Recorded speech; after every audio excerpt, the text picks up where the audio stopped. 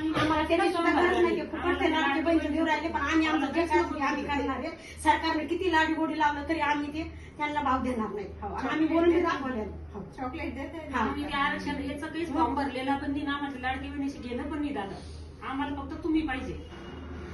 आज एवढा राजाच्या माग म्हणजे आपल्या शिवाजी महाराजांच्या पाठीमागा आता तुम्हीच येत आमच्याशी माहितीये का. आता एवढ्या म्हणजे 400 वर्षानंतर जर म्हणलं तर, आणि आम्ही त्यांच्या पाठीमाग तुम्हालाच मानतोय. आता सगळं मी परभणी जिल्ह्यातली शिवलुपशी पावडे हातबा माहिती माझं.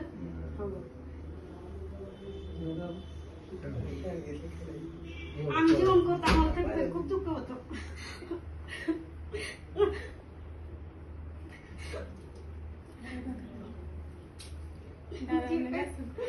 ते पाणी नाही घेतो आम्ही जेवण करतो म्हणून दुःख होतं.